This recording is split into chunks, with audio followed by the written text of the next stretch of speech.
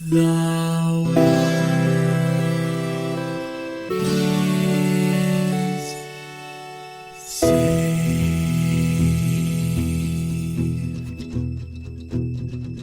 The living room's dark, save for light being cast from the big TV screen and the imminent sunrise that's teasing the one starry sky with whispers of morning.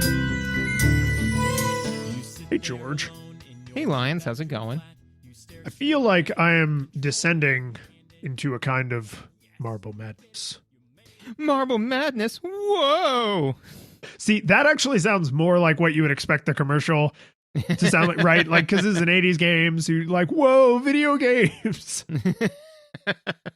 And they did do that a lot, and like they do the thing where they tilted the screen as it like flew at you, Yeah. A lot of explosions, giant letter type on the screen. Yeah. A lot of that crap. I will say though, definitely, and also a bunch of like neon flying around in the background, right? But man, I saw a picture the other day of, a movie theater that used to have all of those neon lines and like triangles and geometric shapes on it, like on the carpet. And just the wave of nostalgia that hit me because I was like, I like going to the movies. We should go to the movies right now. And I was like, but they won't have that carpet. It won't be the same. No, so it's not the same. Dude, there's talk about like people are weird with carpet. I think it was like the Portland airport or Seattle, some like American airport. Apparently its carpet had like an Instagram where people would, because it had this really ugly pattern. Sorry, people who love that pattern. But they would like, like tweet or post a picture of like their feet on the carpet instead of like a picture of a plane. And that was their way of being like, hey, I'm flying somewhere because obviously this hideous carpet would only be in this airport we all know and love. Right. And then they eventually had to like refab the airport, and that meant new carpet, and people like openly revolted. It's like, yeah, man, I get it. Like, it's hard to like move on, and that was like a symbol of a place that was like big in your life if you traveled a lot or if you dreamed of traveling a lot, maybe. But like it's airport carpet, like it's airport carpet. This is also why I can never be a fan of a sports team, because when people are like, oh, this is my lucky Yankees cap, and I'm like, I mean, it's a hat, like it keeps your hair from looking bad. Yeah, that's true. How are your dice doing, by the way? My dice are in their humidor. And when we're done recording, I will, of course, go give them their evening massage before I tuck them into bed. Because you're going to be rolling them pretty soon, and you need to make sure that they're prepared and roll well. Because you got to hype up your super prodigies, Yes, they need to, and more importantly is I don't want them to just roll high numbers when I need high numbers and low numbers when it's funny. It's that I want them to roll their best selves. Exactly. And they can't do that if they aren't in top form. Absolutely. You're right. But speaking of rolling things, excellent. Well, right? Done. Yeah, we did it. We played Marble Madness. We did play Marble Madness. This is a game I've been bringing up as like I think we should play this game eventually kind of game. And I got to be honest, inside it's because I wanted to play the arcade version, which we were never going to play. I knew we were going to play the NES version, right? So this game came out in December of 1984 for the NES, right? It was in the arcade before that. The summary of this game is that you roll a marble down a hill, and you're the marble. You are the marble, and you roll a marble down a hill. That's the entire game. And I don't mean that to be dismissive, but like it's an arcade game, right? So super simplistic in its premise. Do you have a nostalgia experience for this? Because mine is complicated. No, I don't. Yeah, no, I mean, like this is just one where you said, hey, let's play some Marble Madness. We got some other like more complex games in the hopper, and it's around the 4th of July, so we're both going to be, or at least I'm going to be traveling a fair amount. So I was like, hey, can we get a like an easier one? And you said yes. So I did spend time playing this, but I also leveraged the rest of my time to play a new game, which I have been playing with Teddy to great regard. So yeah, so no, I don't have a nostalgia experience for this one. You? So my experience for this game is the reason I chose now, because we have like meatier and simpler games that we kind of keep track of for just such an occasion. But the reason I chose this game now is because I read an utterly insane article about Marble Madness 2, Marble Man, which is where they decided this sequel to this game needed to have like an adorable cartoon character. So it's basically the same game, except there's like at the end, he like turns out of being just a marble and has like a face and like arms and legs, and he's like Marble Man, and it's super bizarre. But the reason that this game was just in the news recently is because it was never released, and someone finally got a hold of the right pieces of the game software, as well as it's called a MAME cabinet, but the arcade hardware used to be specialized, so you can't emulate any arcade game on just any old hardware. You need to have specialty hardware emulation. And so like someone finally got it running, and the whole like emulation classic game community was like, oh man, this is wild, this is crazy, this game is not any fun, oh my god, like this game is so unfun. It's like, yeah, maybe there's a reason they didn't release it. So anyway, that put this game back on my radar as like, oh, we should play Marble Madness, because I remember playing that game as a kid with my one of my neighbors had this, so like one of my brother's friends who generously would let me tag along and play video games sometimes. So like I did actually play this game quite a bit as a kid, and then I did play it a little bit in an arcade where I used to live. The thing that I realized playing it this time is that this game is mechanically identical to a game I've been wanting to play on my own, which is Super Monkey Ball. Oh yeah. Play Super Monkey Ball. But the difference is, in Super Monkey Ball, you move the world, and in Marble Madness, you move the marble. And if you look at like the Wikipedia description for Super Monkey Ball, it will flat out say like an interesting twist on Marble Madness. So I was like, oh, this isn't just me. Like this is all coming full circle. Like I played this game as a kid, and then I always wanted to play Super Monkey Ball, but like I only played it a little bit at a friend's house because he had a GameCube. And then Marble Madness 2, like out of nowhere, comes onto my radar. We need a short game because of travel. And then I realized, oh, I apparently just like games where marbles roll down hills. Yeah, and also with Super Monkey Ball, if I remember correctly, there was a joystick associated with that particular game. There was indeed, yeah. And I think that might come up later. I bet it might. We shall shill now. If you like what we're doing, you can support us by subscribing to the show, of course. You can follow us on the Twitters. I stream most of the games we play on Twitch. Links for all this crap in the show notes. You can also find the list of upcoming games, which we do our best to keep updated. So if you want to know what games George was alluding to that are in the hopper, you can go see that at nostalgiagoggles.audio. If you want to support us a little bit more, you can do something like leave a rating and a review on the show. Personally, I still always encourage folks to do word of mouth, like tell someone you think would like the show, like, hey, check the show out, because that's better than some weirdo on the iTunes website. And if you want to go super duper crazy, you can support us on the Patreon. All patrons get the after show, which is just extra content that's only available to the patrons, but it's available at all levels.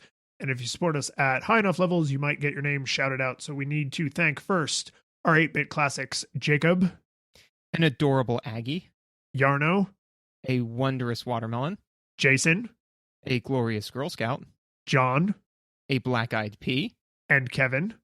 A serious Steely. I'm going to have a question at the end, but I think I might know where this is going. And our 16-bit heroes, Michael. A befuddled bumblebee. And our full 3D supporter, David. A cliff where you fall to your inevitable death. Nice. So, are those all colloquial names for the different colors of marbles? They are, yeah. Very clever. That's good. Yeah. Because I was like, how in the world am I going to find 7 different things that happen in this game? There's only even 6 levels. Like you couldn't even use the I couldn't even do that. So I was like, man, I don't know. And I was like, oh, different marble types. And what made me actually think of it is in The Simpsons, because of course, right, is when Moe is talking about how he used to be a child star. Yes, and when his marble goes into the tailpipe, he says, "My Aggie, my favorite Aggie." Yeah. Oh my God, you're right. Yeah, and then he runs. I in knew there. that marbles had weird names all along. And then he beats the original alfalfa to death. My bit, you stole my bit. My bit. Yeah. So audiovisual. Dude, I feel like arcade games fall into one of two camps for me. Either I think, oh my God, how did anyone ever think this game looked good unless they now have nostalgia goggles for it? Or, oh, hey, this actually looks pretty solid. And this game is one of those games. Like, you can tell it's super dated. There's no way you would look at this and think this was a modern game, because not only are the graphics super simplistic, but like they just have that arcadey, Nessie sort of, we're still learning what we can do to push the boundaries with pixel art kind of feel. But I like it. Like, it's simple and clear. And a lot of games, modern games, especially for a while there in like the Xbox 360 era when everything was just muddy and brown, like I like the game has a simple premise and it has really simple, clear visuals to communicate what that premise is. And I just appreciate that. Yeah, no, absolutely. I think that to your point, right, is that, you know, they knew their limitations and they kind of stuck to them. And also, this is not a game that requires like extensive visuals. You're not playing this game because it really makes you feel like you're in the world with the marble. It's core aesthetics are, in my opinion, challenge and exploration. And I'll touch on that later. But you can explore anything. So for me, I was excited to be like, what's the next level going to look like? What crazy loops and twists and turns will they have me going down? And I don't need crazy visuals for that at all. I felt that specifically, I felt the grid lines were kind of a good call, right? Oh, definitely.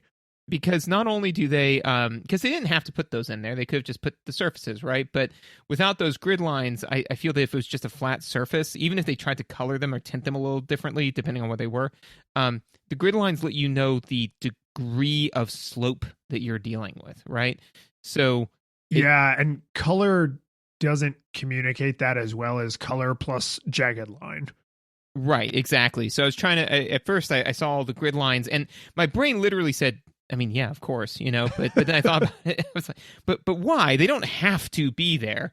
And to me, as I was like, it lets you, it very, very quickly communicates what the slope is and like, again, the degree and direction. And I was like, that's really critical in a timed video game that is pretty aggressive about timing you, which we'll get into later.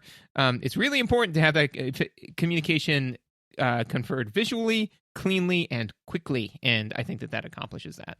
Yeah, I think there may have been some hardware limitations where they couldn't do the like the Sonic 3D Blast style grid of different colors, because this is a grid of identical colors, right? If you were on a flat surface, there's no color difference, but then when it's a gradient, there's shading to show like, oh, this is getting a little bit less light because it's at an angle. This is getting way less light because it's at a super steep angle, right? So like they use color to indicate slopes, but the grid lines are, I think in, if not all the levels, like almost all the levels, they're jet black. So it's really super clear, even if the colors aren't doing it for you. Even if you were, I think, like fully colorblind, like where you could only see in shades of gray, you would still be able to see where those little pixel lines now go from, a true 45-degree angle to like whoop, and now they're going up super sharp, or they're going down and you're going to, roll down that hill. So it's really nice how clear it is. Like, I know that seems like such a dumb thing to praise a game for, but like it would be so maddening to not know how the physics of what you're rolling down are going to impact you. And because this is pre-Rumble, this is pre-analog stick, this is pre-everything, right? Like you have to make sure you know which directions to push on the D-pad. And I say that specifically because in the arcade, you actually rolled a gigantic physical marble, right? So like you did essentially have an analog stick when this game was originally designed. And if they had ported it to the NES and it was all smooth surfaces, even if they could render it properly and there was still nice shading and stuff, I don't think it would work. I don't think it would work as well, because with the D-pad, it would be so hard to know what kind of axis you're moving on, but having those super clear lines that you can see like, oh, I'm following this line exactly. And it's like, yeah, you are. So you're good. Yeah. Only in the ultimate stage, to the best of my knowledge, are the lines not black. They're red because the tiles are bright orange. Yeah. But, yeah. Okay. So they do go for a different contrast, but again, that's like the last stage, the very end. Yes. And it's a nightmare. It would seem. I did not. I would love to pretend that I got that. I did not get that far. Oh no, I got all the way to that stage. I don't know, handful of times. I didn't beat it. Definitely didn't beat it. No. Do you? No. Do you? I don't want to say the songs in this game are bangers, but like better than Pretty they good. needed to be. Like Yeah. way better than they needed to be. Yeah. Oh yeah. No. Absolutely. I said the music is pretty good. Like it. Again, it's not something where I'm going to go find the soundtrack and like cue it up. But again, I at no point was I like, oh my god, this song again. Which is, and I think the nice thing is that I believe every stage has its own song, right? Yeah, I think all unique. Yeah, and so considering that you will realistically, because each level is timed and each time is ostensibly going to be 1 minute or less ish, but around a minute to 30 seconds, you're only being hit with the same song for a minute to 30 seconds, which is a weird thing that you can't save for most video games, because even in Super Mario Brothers 3, and those that music is banging, right? They're like, well, I mean, you could ostensibly be bombarded by that for 3 or 4 minutes, because that's how long the timer for the stage is, right? It's unlikely, but possible. This one, it's like, nah, man, no more than 60 seconds. So the fact that it varies like that, I think also helps keep it fresh in your ears, Yeah, they're almost like they wrote a song and then they just took the best part, right? It's like like if you took a pop song that like, oh, nobody knows the lyrics, but everybody knows the bridge because that's the part you sing drunk at a bar, right? It's Gangnam Style, right? Yes, right. They took the 30 seconds that are the enjoyable 30 seconds of a longer piece of music, and they were like, well, that's the whole stage soundtrack. Get to the taking overtime part. And working overtime. This is how we out. get demonetized. So one of the things that while we were talking about sound, that I just was very proud of myself, the noise that it makes when you bump into the wall, I would slap bet you that is the exact same noise that's made when a bullet bill fires in Super Mario Brothers 3. Oh, geez. Okay, so I don't have. I will check this. I will actually check this. But my gut is surely no, just because Super Mario Brothers 3 was a cartridge that had a bunch of extra hardware crammed into it because the Nintendo had reached the peak of what it was capable of.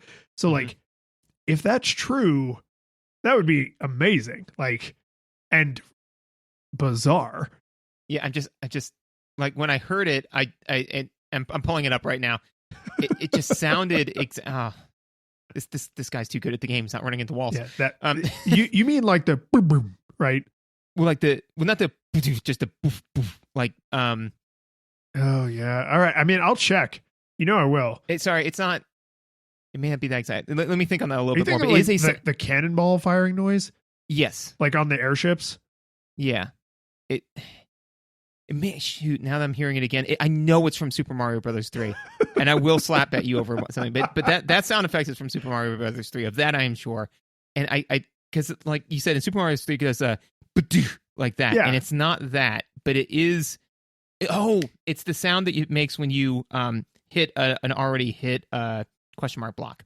That's what it is. The boom. Yeah. Yeah, the poof, poof, poof, yeah. That's what it is. That's the sound. Sorry. That's the sound, and that's the slap bet.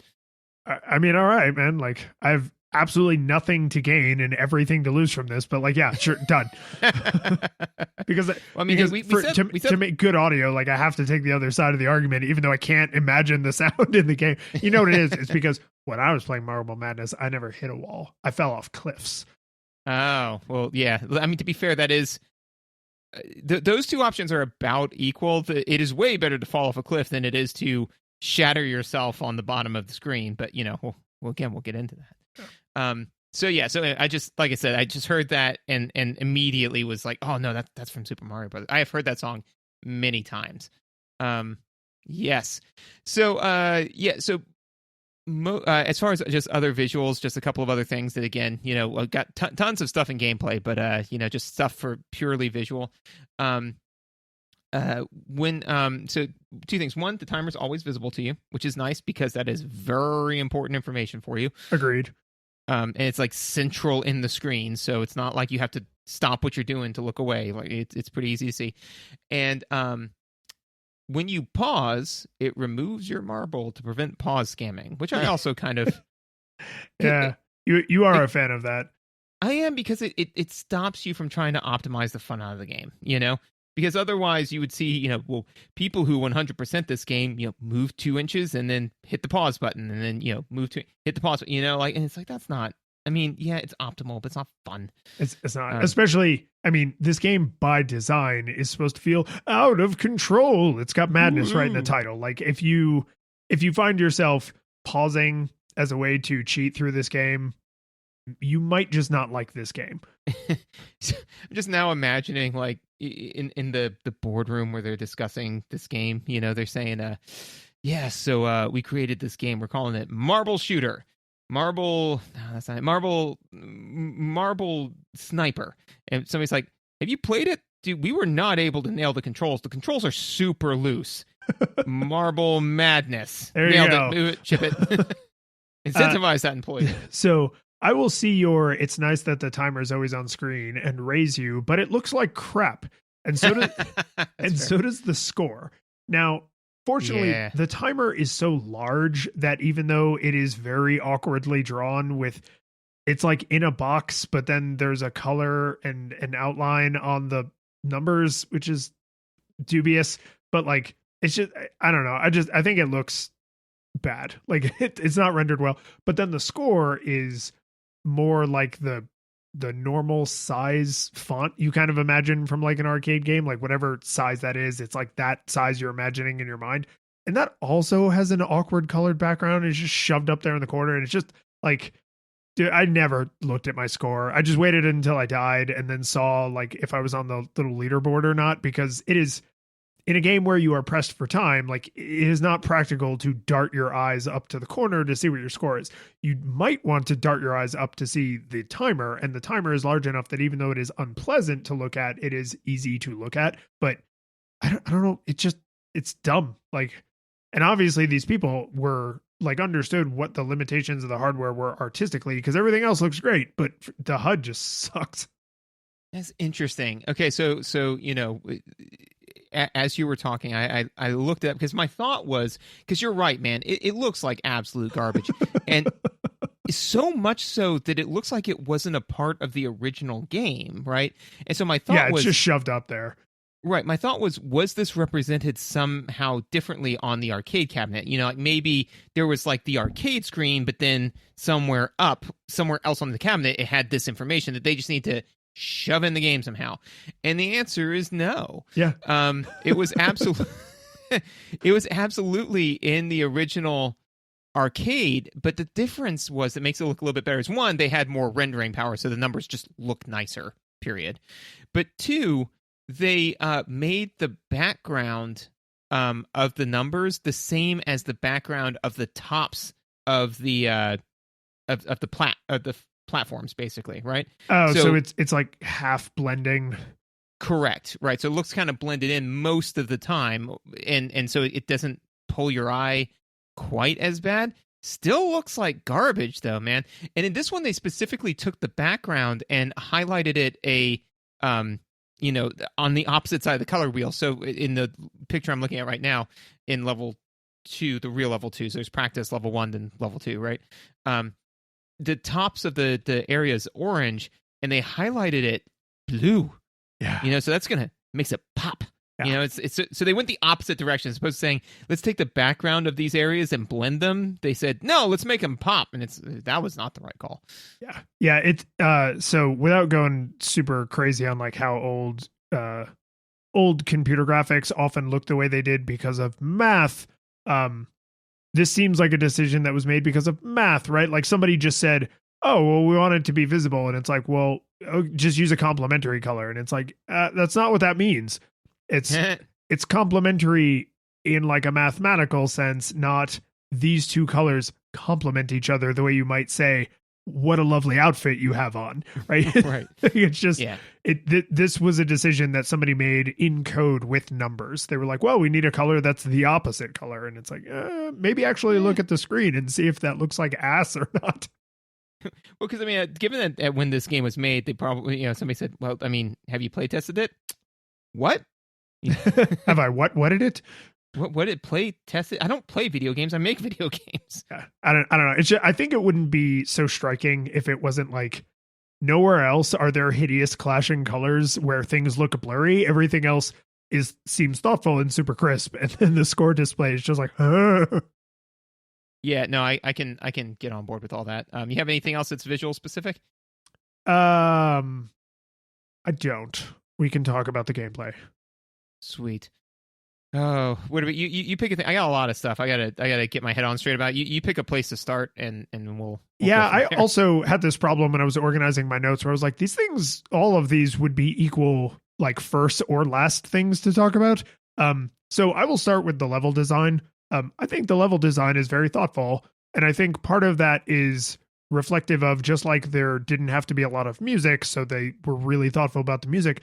There's only the 6 levels. So instead of having 1,000 levels where they're all just basically minor variations on the same thing, or they become catastrophically stupid because they have to keep raising the ante, they just said, okay, we're going to make like this practice level that introduces you to the basic concepts of what you're going to be dealing with.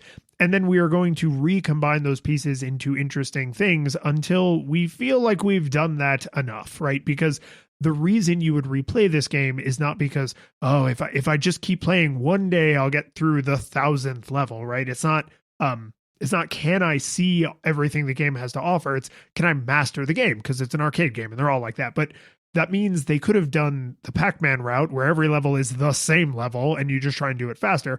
But then they actually have interesting, thoughtful level designs. And one thing that's super fun about this game is because you are, I think in every level you're going top to bottom except the one where you go bottom to top. Mm-hmm. It literally says on screen everything you know is wrong, which cracked me up the first time I got to that level. But if you look at like the entire map of the level, it's actually, it makes like a really pleasing visual because it's all just big, beautiful geometric shapes. Big, beautiful geometric shapes. Sorry. I mean, if you need a minute, like I can.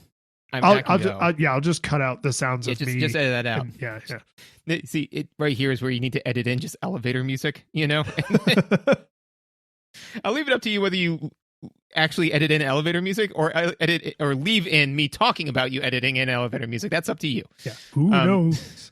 This is a surprise for me as well. Okay, so here's I agreed. I think that the level design is very thoughtful, very, very well done. At no point was I like, this is, I mean, there were times when I got frustrated, but not because I thought that the game was deliberately beating me over the head or anything like that. I think the level design was good.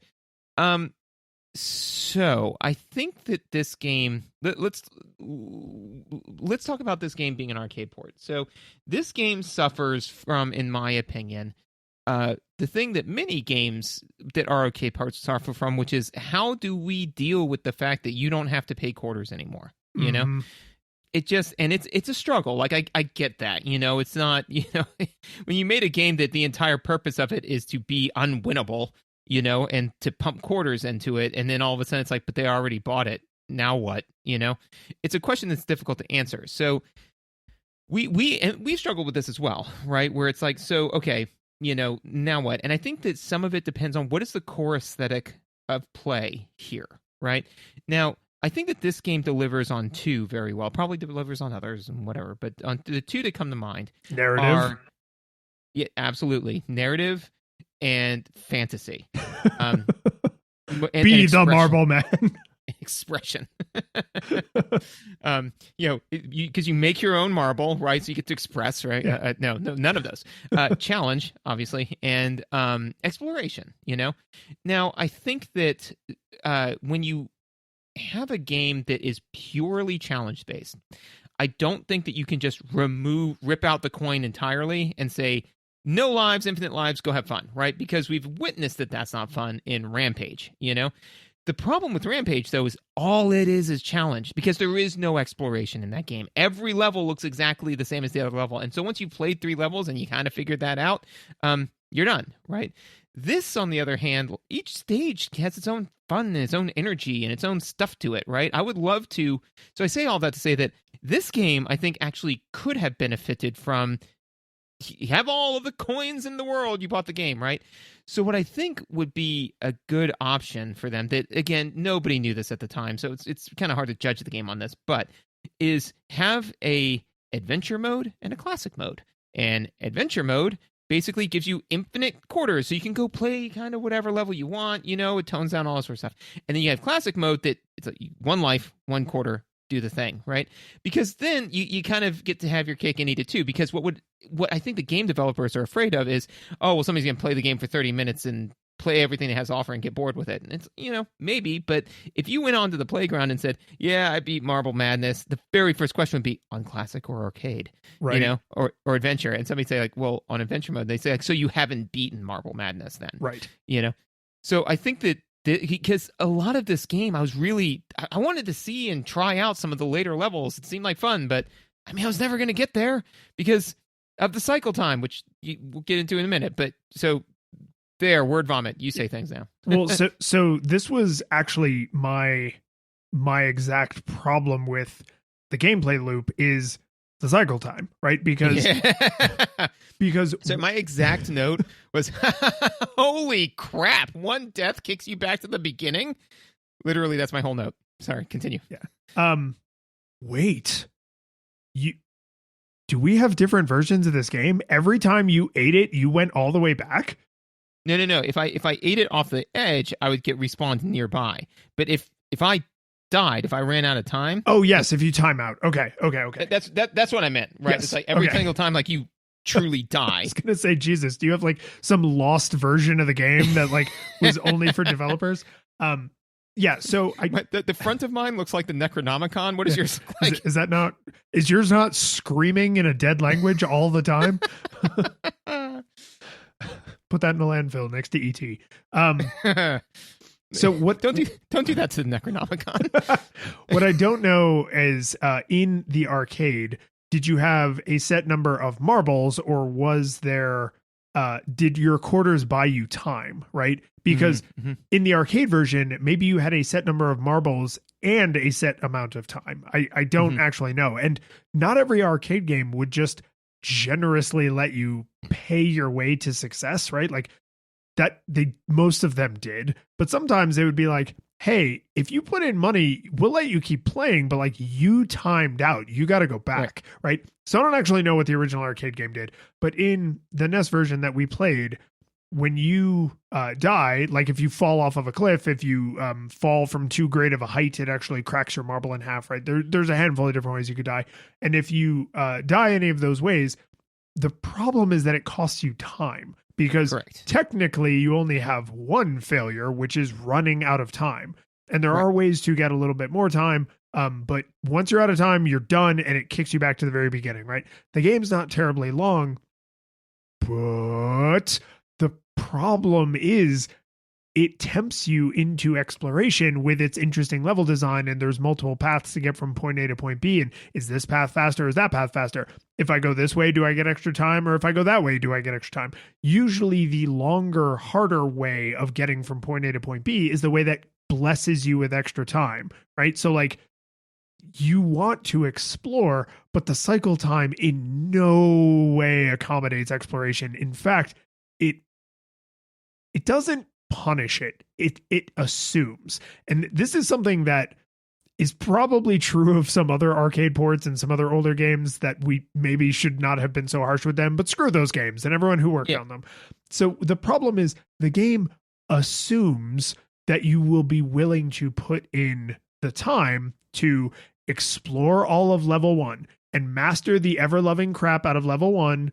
And then when you are done with that, blast through level 1 at 1,000,000 miles an hour, and then explore level 2 and die, and then blast through level 1 and then explore level 2 and then die and then blast through level 1, and just repeat that cycle, adding on the next level every single time, right? So you're not necessarily trying to get through if you care about exploration, you're not necessarily trying to get through the game on your first try. You are trying to master level 1, and you play level 1 until you master it, and on and on and on. And that would be the explorer way to do it, with the timer mechanic working the way it does. I don't find that any fun. Like, no, I wanted to explore exactly like you're saying, and I just would have loved to say, give me exploration mode, give me story mode, give me adventure mode, and then you have your classic Marble Madness, which is the way it plays, and I assume is probably quite similar to how it played in the arcade, but they don't give you that option. Right. I did check. I think there is a Game Genie code that gives you infinite time. So if you owned a Nintendo Game Genie, you could go in and play it on adventure mode. But I feel like that's such an easy thing programmatically to build into the game. And it's a shame that they either didn't think of it or that for whatever reason, they just disagreed with it being a valuable thing to add, because there are so many little nooks and crannies that I was like, I would love to go over there and see if I could navigate that or learn to navigate that, but not at the expense of having to start the game over.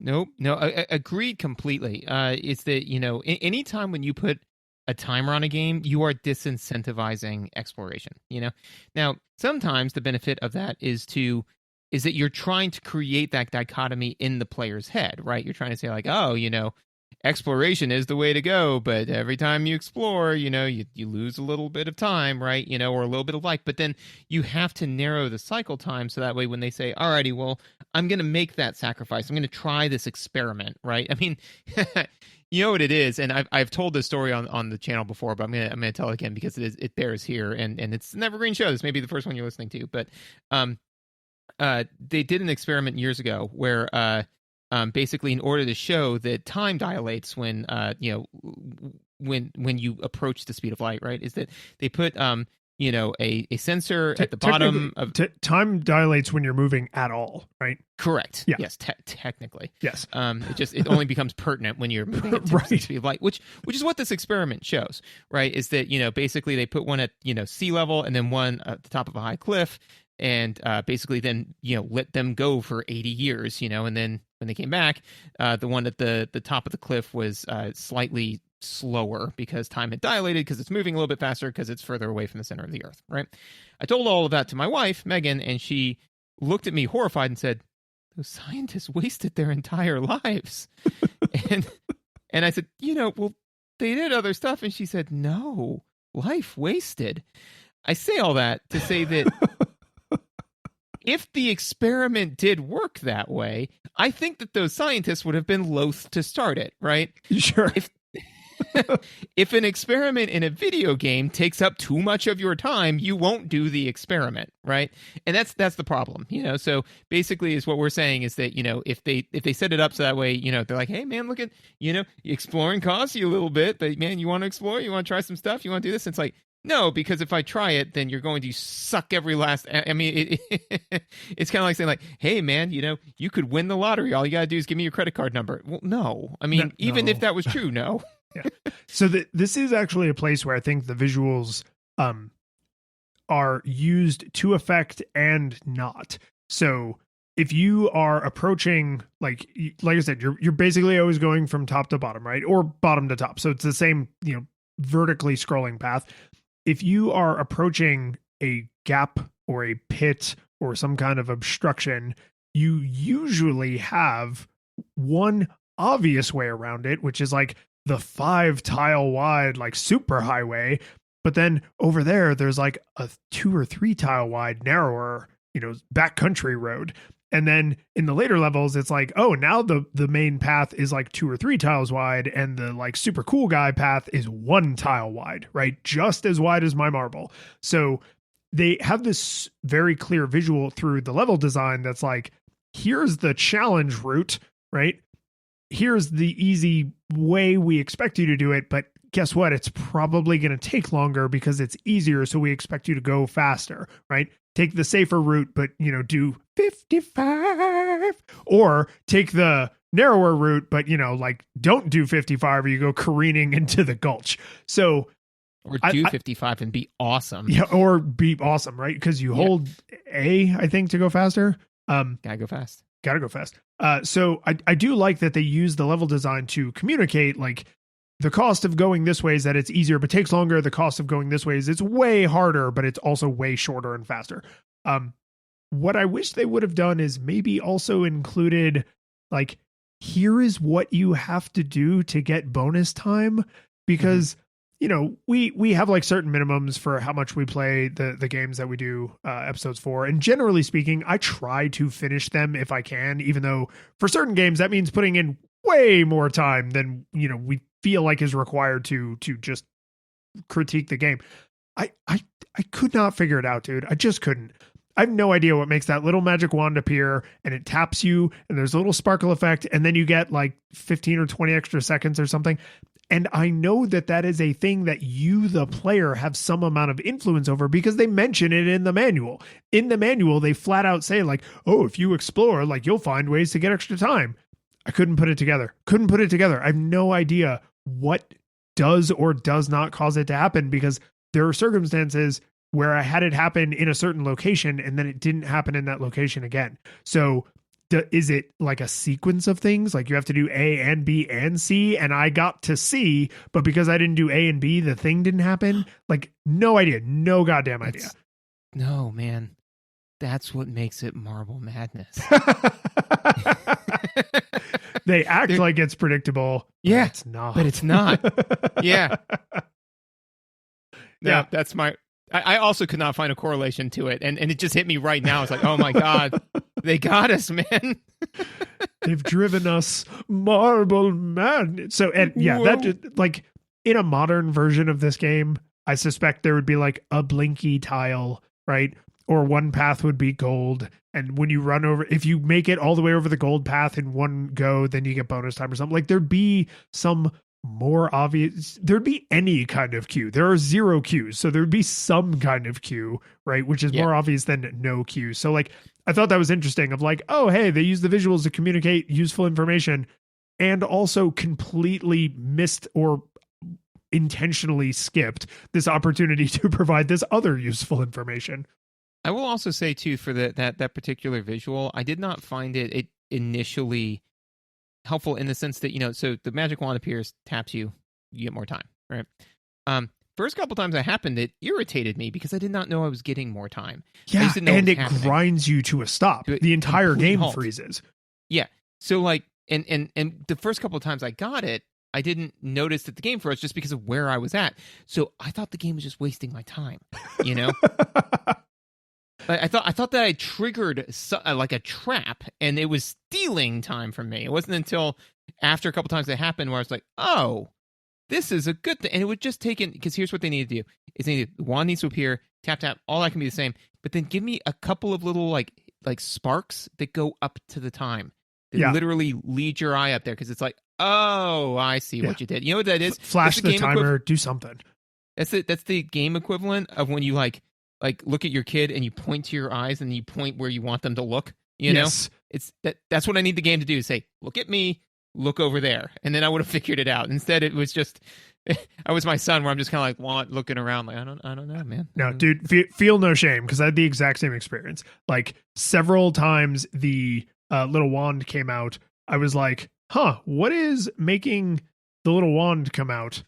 Huh, what is this a punishment? Wait, okay, no, wait, okay. There it happened, and it kind of stopped me from rolling off the... Is it helping me? Like, there's just a lot of confusion, which is weird because like everything else feels pretty clear. There are a few environmental hazards, I'll call them, that are not as clear as you might think, but the effect of interacting with them is crystal clear, and that obstacle always looks that way and always behaves that way, so you never have to learn that lesson twice, right? Like, there's these little green puddles of acid that when you touch them, they instantly dissolve you and you die. Which does beg the question what your marble's made out of, because, you know, that would tell you what kind of acid it is. You know, I mean, glass doesn't typically dissolve in acid. You know, that's one of the things we keep it in. So, well, we know that this marble is a man. Oh God! That's how horrifying. Yes. Would you say it's driving you mad?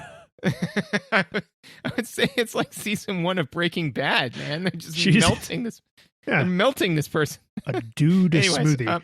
Yeah, but there's like a few like, oh, you can jump in this hopper and it'll like send you over here, or like this thing, is a little like piston that like knocks you into the sky. But like all those visuals, if they're not clear, the effect of them interacting with you is super clear, and they never deviate from that, right? There's never a time where the hopper thing looks the same but behaves differently, or the piston or the acid look the same but behave differently. So in fact, because the game's so short, a lot of the obstacles appear only in the one level that they're in. So like you end up with like a pretty small visual vocabulary you have to internalize, and it's not complicated, which is nice. Agreed.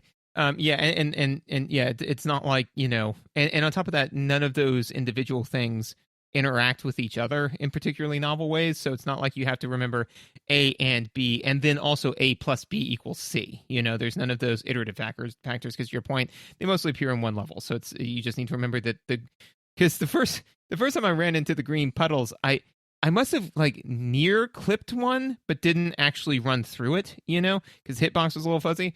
But when I near hit it, I slowed down because I took my finger off the key, and then I full on hit it the second time and dissolved completely.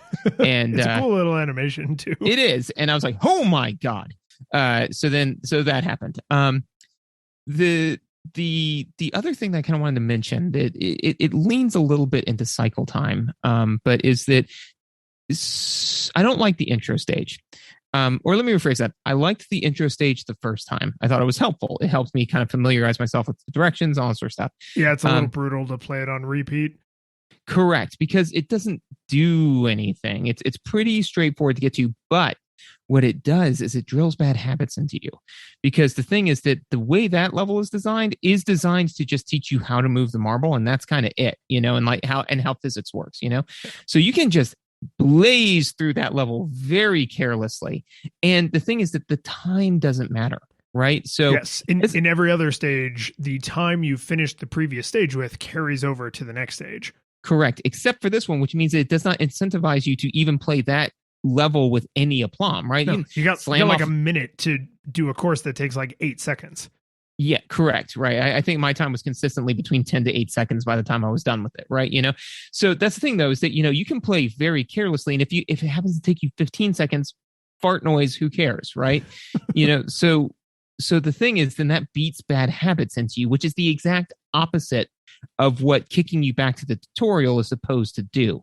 It's supposed to give you more time, as you have said many times, right? It's supposed to like say, hey, champ, do it again. Right. But this says, hey, champ, do it again. But and it's not only, hey, champ, do it again, but it's not the thing you failed at. It's the thing you've already mastered. It's, hey, champ, do it again. And here's a course where you can specifically get worse at the stuff you mastered, and it'll still be okay before we put you into the stuff that challenged you. So I think with a lot of times with games is the ideal is that going back helps you. It gives you time and space to practice, right? This is not that. Yeah. And you could imagine someone playing this game over and over and over to, like QA it or play test it, and even arriving at like, yeah, it's kind of annoying to have to play the practice stage every time. Like every time you run out of time, it's basically treating you like you just sat down for the first time ever, right? Which programmatically is definitely the simplest way to do it. But because you're probably only spending 10 seconds on it, it's like, well, just it's fine. Like if they're playing the game for the 100th time, like they'll just roll down the hill, bang, bang, boom, they're done. And who knows, because the game doesn't massively incentivize exploration, despite the fact that it totally should, maybe there's a bunch of super secret things that you could practice or master in there that would help you later. And we just are, impatient douchebags and and bad at our jobs. And we're just like, no, practice stage. But I'm with you. Like by the 80th time I was doing the practice stage, I was just like, all right, I get it. I get it. I got it. In fact, a couple times I was frustrated because I was just like, I feel like I'm getting faster at this, and yet I'm still finishing it because you have 60 seconds, right? So I was like, I'm still finishing at 52 seconds or 51 seconds. I was like, I feel like I should be doing this faster, but because there's no benefit to doing that stage faster, I didn't. I just sloppily made my way down the hill. Right, and that's the thing is that to me, it's the akin to saying, hey, you're going to be doing a bunch of like weird obstacle courses. So here's the first bit. just running a dead sprint, no obstacles whatsoever. And you're like, all right, cool. It's like, all right, now quick, only step on the black tiles, and you're like, but I was just getting used to running at a dead sprint. I can't do that at a dead sprint. Oh no, I mean, you don't have to be at a dead sprint, buddy. You just take your time a little bit. On top of that, so to the final big meaty note that I had, and I had one throwaway one, is that does directly tack onto what you were talking about, is your time follows you. I don't love that, because that's similar to what we've seen in a number of different games that, and at the beginning of our 5-6 year journey doing this, I could not have articulated this. I don't like it when a game does this type of thing. I don't like it when a game, gives you only 3 lives, and really only 3 lives for you to last you the entire game, because that means that you can completely screw up your run 10 minutes in, know? Now this the whole game's 5 minutes, if you're playing well, 5 to 10 minutes. So a little bit less so, but there were times on level 2 where I was like, well, I might as well scrap this, because I'm going into level 3 with 3 seconds left, and I wasn't able to beat it the last time with 20 seconds left. So now I am in exploration mode, because I just do not have enough time, by my estimation, to complete it. It was the same thing in Golden Axe. It was the same thing in Sifu. Like those games where you can ostensibly screw yourself, not necessarily know it, and just have to deal with that fact for the rest of the game. I don't really care for. Yeah, and this is, I think I'm with you. I think I also don't generally care for that. I think if you put enough like cheese around that medicine, I will eat it like a dog that doesn't know any better. But yeah. Generally speaking, arcade games are, as you said, like all about mastery, right? And I do understand and appreciate, and even have some things in my life that I enjoy getting better at just for the sake of practicing the craft. But I have never been one of those people who enjoys mastering a thing just so I can puff out my chest and stick my finger in its face and be like, aha, I'm better than you. I think that we as humans, like, naturally, we go to fight or flight, right? So when we're challenged with a thing, right? And it's like, well, I'm either going to beat it or admit that it beat me. And then to me, there's as we grow older, there is a third option. Neither of those, which is I don't care. The only winning move is not to play. Exactly. I remember, fortunately, and again, like there's a lot of things that have happened in my life where I was just like, this one weird thing happened that I kind of built my life around. But I had this one moment of clarity when I was freshman year in high school, and I was talking to a person, and he was trying to get me into rollerblade, like grinding on stuff, rollerblade tricks and things. Yeah. I mean, if you didn't just absolutely confirm the year that you were, like what year it was when you were that age, like it would not be hard to figure out. Yeah, I did it right before I got a job at Blockbuster Video. So anyways, I was watching him do that, and he was like, oh man, and he was struggling. He wasn't amazing at it, right? So he like did a few of them and like circled around and did a few more. And he's like, yeah, isn't that really cool? I'm like, yeah, man, hey, good for you, And he was like, yeah, so you want to give it a try? And I paused for a minute. And I said, I cannot imagine taking the time to master the skill involved with that without a clearer understanding of who's going to be impressed. I'm certain I have no intrinsic motivation to do this thing, and I cannot imagine extrinsic motivation to do this thing. And that's the language I didn't have at the time, right? But it's just like that's a useful amount of introspection to have, which is like, I would derive no joy from this, and I will make no money, for lack of a better term, like I will profit from this in no way. So there is no reason to do. Those are the only 2 reasons, right? Like I just want to, or I get something out of it, and I don't, and I won't.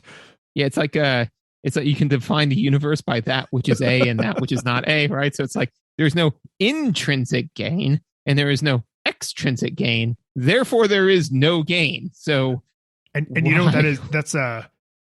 That's one of those like maturity hills that you probably weren't cresting it at 13, but you have definitely, crested it since then. But that's one of those things that like I remember, I'm sure you remember, and we unfortunately know people who have not yet grown out of this, where when somebody tells you they don't like the thing you like, that you can't understand that people like different things, and then you try to convince them, and it's like, no, I like polka music because I just like polka music, and nothing I can say to convince someone who I don't actually like polka music, but like nothing I can say to someone who hates polka music will convince them, because it's just, you like it or you don't. And every once in a while, someone who hates musical theater, they finally go to the right show with the right person, and they understand the craft of it, and they find something about it that flips the switch in them. And because those people do exist, everyone else just believes they will be the unicorn who makes this person understand why they like comic books, polka music, spicy food, beer, cigars, whatever it is. Like, I will be the thing that unlocks in you this deep love of this thing that I love, because I can't imagine someone not loving it. Oh yeah, no, I agree completely. And while we're on this this philosophical tangent, is I do think that's why, and we have both been sticklers about this, is that there's a difference between saying something is good and you like something, right? Like, those are two different things. But yeah, there's tons of times where people will say, I like a thing you hate. And I'm like, cool. Sometimes I will follow up with, why? You know, like, can you please? And literally this just happened, and no spoilers here, but I was with our friend Frank, and he said, have you been watching the new Obi-Wan Kenobi? And I said, I haven't watched the new Obi-Wan Kenobi. He goes, yeah, you have. And I said, oh, really? I think it's pretty mediocre. And he was like, you don't love it? I'm like, no, I don't. We should talk some more about this. Like, I'm surprised that you do, you know, like what is it that you're finding so exciting about? He's like, oh, I love this and that. I'm like, yeah, oh, that's cool. What about all this garbage stuff that's happening on the side? He's like, I don't really care about that, but we had a good conversation about it. But, you know, again, it wasn't like he was like, well, I'm going to rub your nose in it until you like it. I will make you love it. Yeah. It's not bad. I've seen episode 1. It can be worse, but it's not good. Do you have any other meaty notes? I've got one other just minor throwaway one. I have one other thing I had to make sure to share with you, because as we have established many times, you basically flat out refuse to read a manual, right? Mm-hmm. Which for most, I will read a manual as soon as I continue hiking with wet socks. deep, weird cut. Yeah. So for some games, in fact, most of the games we've played, like, skipping the manual, not that big of a deal. But the further you go back in time, the more it tends to matter. Now, the manual for this game doesn't actually matter. Like, there's nothing that I got out of the manual. Granted, I didn't, read every single word up and down 50 times, so I had it memorized. But, like, there was nothing in here that I was like, oh, thank God I now know this, because the game would be unplayable without this. The game tells you everything you need to know just through trial and error, right? And because the premise is so simplistic, trial and error is not a gigantic list of things you have to do. What I did learn reading the manual is, because this game originally was played in the arcade with like the rollerball style control, which is so cool. Yes. When you port it to the Nintendo, now you have a D-pad. And in case I didn't explicitly say this earlier, because I don't remember if I did, this game has a 45-degree isometric view. That's my... Oh, sorry. No. Keep going. So, okay. So in the manual, it actually straight up tells you, hey, you can use this alternative control style. That's my throwaway note. Yeah. Okay. So in the game, it says, oh, are you using like control method A or control method B or whatever it says? It says 90 degree and 45 degree. Yeah. So in the manual, it tells you to actually physically hold the controller at a 45-degree angle, which I tried, and it is so horrible. It's awful. It's so awful, because I understand what they're going for, right? They wanted to make it so that now what you're seeing on the screen more closely matches what your hand has to do on the controller, since you're not doing true left and right. You're doing this kind of like slanty left and slanty right. Right. But unless this is the only video game you plan to ever play, the amount of muscle memory you have to fight against to hold the controller at a 45-degree angle is insane. Oh, yeah. No, literally my note says, what madman would play the game with the 45-degree angle mechanic? I could not agree more, because I played it because it says, which do you want, 90 degree or 45 degree? And I was like, I don't know the answer to that question because I have no context for it. This is it's like, when your friends would come up to you and say, like, you want a Hertz donut? I don't know. So I picked 90 degree and played through the first round. And I was like, okay. And then it kicked me all the way back to the beginning. So I was like, well, while I'm here, let me try this 45 degree mechanic. And then the first time I played through it, I said, what is happening? I just couldn't. It felt like the controller was broken. Yes. And let me tell you, because of the muscle memory you have, holding the controller at an angle doesn't help because your brain is like, well, you're holding the controller at an angle. And so it kind of mentally rebalances it. And then everything feels drunk again. You know what it is it's your brain is doing the thing that we hate it when computers do, when you change a setting on your computer and then the computer somewhere else like compensates for you changing that. You're like, no, I wanted this thing changed. Your brain is doing that where it's like, oh, I don't know why you're doing this, but you're holding the controller weird. That's okay. I'll remap it in your brain. It's like, no, don't. I need it mapped like this, please. Yeah. No, akimbo, please. Yeah, no. So and it took me. So at that point I was curious. So I played a couple more times with it and then I was like, oh, okay. So now hitting right still moves me right, but down at a 45 degree angle. I get it now. But why though? And I get it because it makes sense because the idea is that most of like the straight lines that you go through are at a 45 degree angle. This is the same thing with when we played Portal and Portal 2, when we were saying it was clearly meant to originally be played with a mouse and keyboard because there are times when you need to be moving forward, but you need to be locked onto a thing, and the analog stick doesn't do that, but a keyboard and mouse does. It's that, right? Where I was like, oh, well, so if you're hitting right and you're naturally moving right along with the pathway, that is technically a superior option, but it's not one that I can master. So. Nope. In fact, if you were willing to either undo decades of muscle memory, or if you started and this was like the first and only game you'd ever played, I can imagine that holding the controller awkwardly sideways and putting it into 45 degree mode would actually give you an insane advantage over the arcade cabinet, because the arcade cabinet is essentially an analog stick, right? Where your movements are only as precise as you can physically move your hand through space, whereas the D-pad is a digital input, and so you can just you put it in 45 degree mode and then you hold true left or true right on the D-pad and you walk a perfect 45 degree angle every single time. And there are obstacles that are like weirdly shaped, and there's sometimes the terrain is like uneven, but generally speaking, things happen on true 45s everywhere, right? So like, if you were able to master that control scheme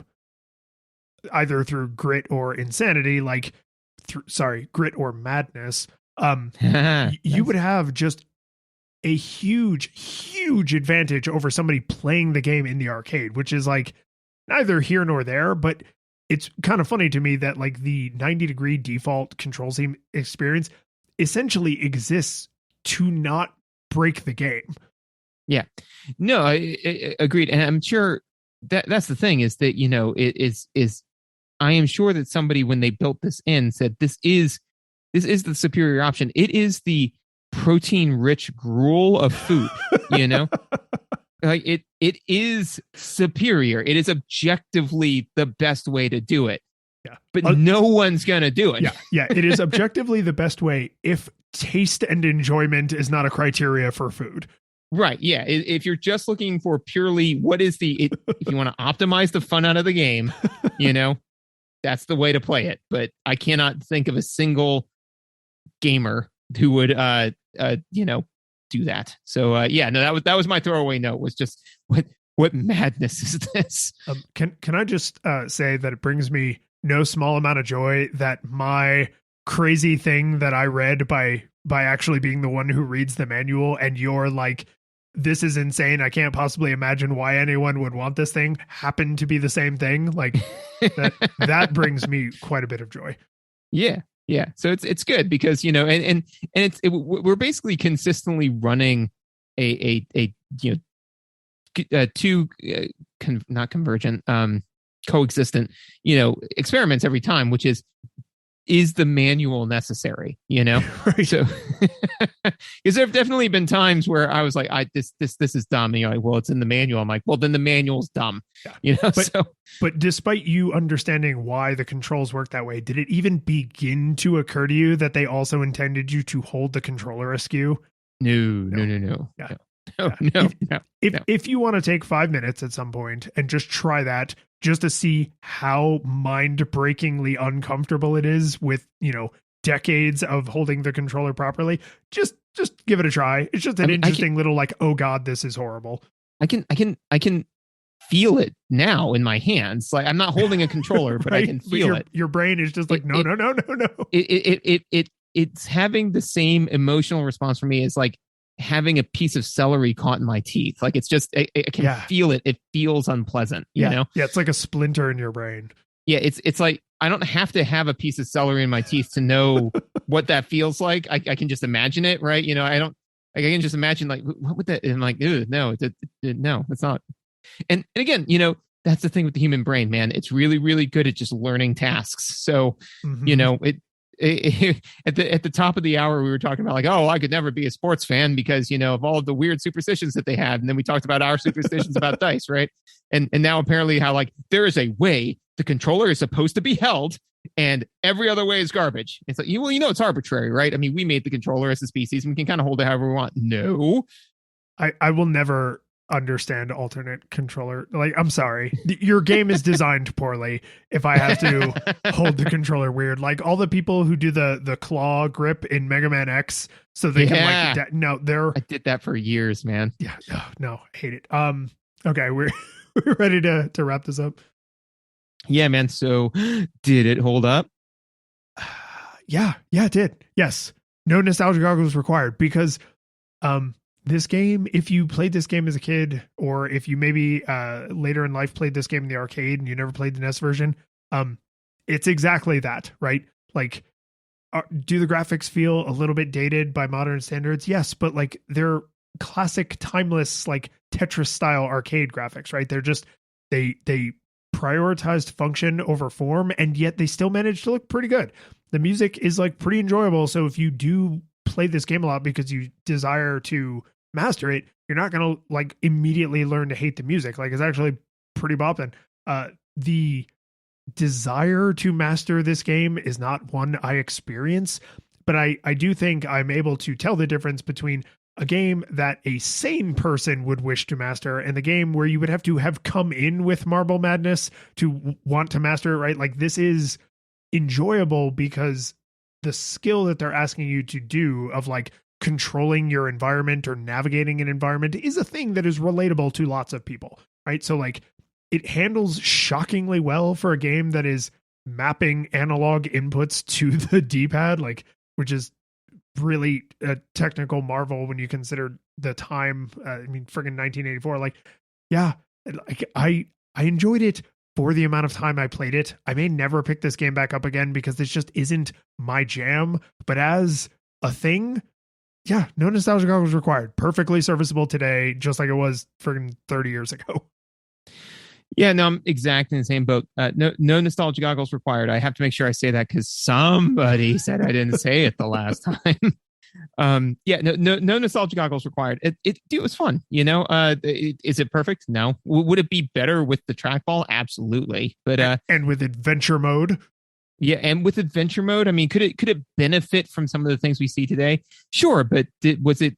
Unlike other games that have janky cycle times, every time it kicked me back to level 2, I was like, well, maybe I can get it a little bit better this time. And, what if I just kind of glide through this turn as opposed to, really like hammering the buttons? Again, it would have been better if I was just moving at a 45-degree angle, but no, I'm going to keep hitting right down, like in quick succession to hit that sweet 45. If somebody came up to me and said, loving this game, it's madness, I would say, madness? This is gaming! The curtain falls, the music plays, the credits roll, then it all fades to black, and you're left by yourself. The fanfare is gone, there's no player two there by your side to share victories won. But as you slowly progress down the hall to your bed, a few great events leak back into your head from the time that you spent traversing the land, battling evil, fighting the darkness, just sword in hand. Your memories creeping with the edge of a smile. You realize again what you lost for a while. You're gonna think back much less on how you saved the day than on all the experience gained. At the end of it all, gamers play what we play, not for game over, but rather for what we take away. The world is sad, but who cares? We both know that that's not what you came for. Your next adventure already in sight. You're all set to go. You're excited to see what's all wrong till it's right, and the world is saved. So you're more along for the ride.